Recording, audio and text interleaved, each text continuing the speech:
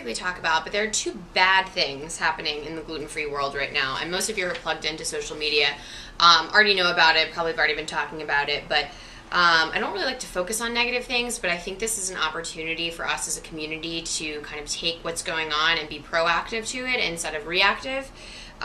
So I want to put this information out there so everyone can see these events and see how it may affect your life in the future. So the first is this chef who posted on Facebook about gluten-free patrons. He has since taken his Facebook page down, which is quite shocking. I'm being facetious there. But the post he put up is still available. So I'm going to read this to you. There's a little bit of foul language in it, so I'm going to try to edit that. But I think it'll be a little shocking, just so you're aware. It says, gluten-free is bull bleep. Flour and bread have been a staple of life for thousands of years. People who claim to be gluten intolerant don't realize that it's all in their disturbed little heads. People ask me for gluten-free pasta in my restaurant all the time. I tell them sure. Then I serve them our pasta, which I make from scratch with high gluten flour. And you know what? Nothing ever happens. People leave talking about how good they feel gluten-free, and guess what? They just had a full dose, those idiots. From his profile, it says his name is Damien J. Cardone. He was apprenticed under Swiss master chef Kurt Wigger. Damien was the executive chef at Supri Chalet restaurant in Aspen, the executive banquet chef at Tavern on the Green in New York City. After apprenticing under master chef Kurt Wigger in Switzerland, whom was the last person to study under Dufrance, who was the last person on earth to study under, I'm never going to say this word, Georges Augustus Escoffier. Sorry, all of you culinary people who I just totally ruined something for. Spending time between Aspen and NYC. In 2005 and 2006, Damien upheld the position as wedding banquet chef at the Tavern on the Green. He has appeared on Regis and Kelly, Project Runway, numerous PBS segments, personally cooked for Billy Crystal, Martin Short, Tom Hanks, Sigourney Weaver, and George Clooney. Currently resides in Glenwood Springs, Colorado as a private chef for hire, and something about learning how to make tacos. I don't really know. I clearly find this guy a complete butt face. I'd like to use harsher language, but that just doesn't do anything for anyone. But it makes me think a lot about things going on.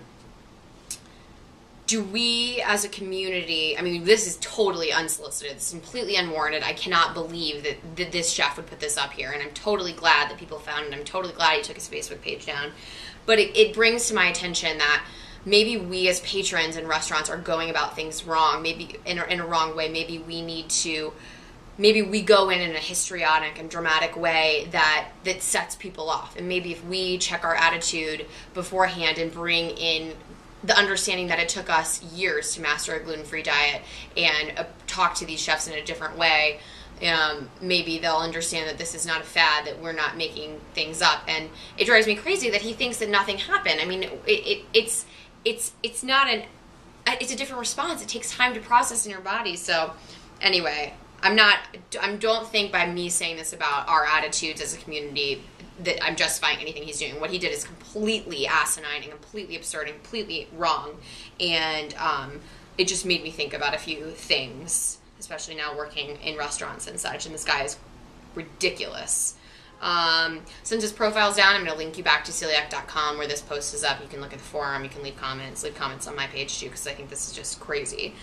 So the other kind of bad thing going on is that there's a vendor in North Carolina who sold gluten-containing bread under the label of it being gluten-free. What are these people thinking? This is from the news. It says, a Durham man who marketed specialty bread to people with intestinal problems is being tried on fraud charges after customers complained the bread he sold contained gluten and made them sick. Paul Selig is accused of selling the bread at the North Carolina State Fair and the Fairgrounds Flea Market, claiming it was gluten-free, yet it tested positive for gluten. Gluten is an ingredient commonly used in bread that can cause illness in people with celiac disease and other intestinal problems. Defense attorneys said Tuesday that the Great Specialty Products owner did not intend to deceive customers, but was misled by his suppliers about the gluten content. Prosecutors said Selig had told his customers he makes his own bread. Like I said, he's currently on trial. He's being prosecuted for fraud. I'm going to link you back to that news article as well. You should be reading that. I don't understand why since it's become so apparent there's such a need for gluten-free, obviously people are seeing that financially they can capitalize on this, but why are they doing this in a way that is just completely inappropriate and completely wrong? And I don't know, maybe, I don't know, I wish I had some answers here, and maybe someone out there watching has some answers, and I feel disheartened. I feel taken advantage of, that someone would serve regular pasta to people. I feel like I would do the same thing with this bread. I mean, that's dangerous. I couldn't imagine losing 2 days of my life and possibly being hospitalized because someone did this just because they think, let me go back to the quote, because he said that we are idiots. It's just ridiculous. So, you know, it kind of makes me want to sit down at a restaurant and silently kind of pull out my EpiPen and put it on the table, which we all know is not for gluten-free. It wouldn't have an EpiPen for gluten, but I have it for other reasons. And just put it down and see kind of how people react and see. So, I don't know. But again, as I said, it's an opportunity to be proactive and not reactive. And not that I have any suggestions right now, but when I think of some, I'll be happy to share them, and I hope maybe you can share some with me as well. So I'm not going to let this ruin the day, but I want everyone to know about this, and I want you to use this in a positive way and turn it around. I want to turn this around and make it positive too. So that's all for now, and I hope everyone's doing well out there. And as always, it's from How Not to Having Gluten-Free Dining. Thanks for watching.